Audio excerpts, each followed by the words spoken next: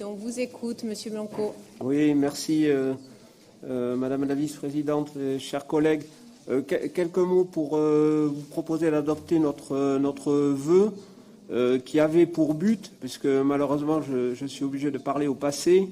de prendre position contre le projet qui était présenté à l'Assemblée nationale aujourd'hui pour remettre en cause l'interdiction des néonicotinoïdes. Et le hasard du calendrier de nos délibérations fait qu'en réalité, il y a quelques minutes, l'effort des députés écologistes, et notamment de Mathieu Orphelin et de Delphine Batho, n'ont pas été couronnés de succès, puisque ce projet gouvernemental a été validé par les députés. Je vous demande malgré tout d'adopter ce vœu, et je dirais que il est d'autant plus important que notre Assemblée se positionne contre le retour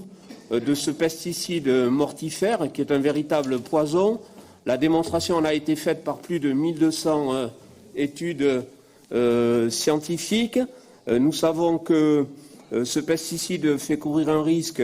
non seulement à la santé, mais également, bien sûr, à la biodiversité, avec une menace très forte qui risque d'être véritablement mortelle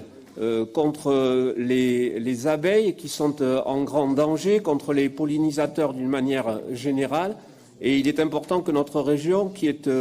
la première région agricole de notre pays, se positionne ce soir, parce que, évidemment,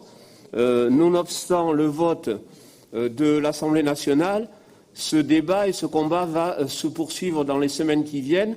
ne serait-ce que devant les juridictions compétentes, puisque la décision qui a été prise par l'Assemblée tout à l'heure contrevient très vraisemblablement au principe constitutionnel de non-régression en matière environnementale, qui figurait d'ailleurs dans la loi de 2016 sur la biodiversité, dans laquelle figurait l'interdiction de ces pesticides. Voilà donc dans quelles conditions je vous propose d'adopter ce vœu pour qu'il soit dit que notre région, cette grande région agricole, a une autre vision de l'avenir de l'agriculture, avec, vous l'avez noté d'ailleurs, dans ce vœu, une attention particulière aussi au secteur des producteurs de betteraves, puisque nous proposons que, bien entendu, leurs difficultés soient prises en compte, qu'ils soient aidés, même si nous savons que finalement c'est d'un autre modèle agricole dont nous avons besoin aujourd'hui. Voilà ce que je voulais vous dire pour vous proposer d'adopter.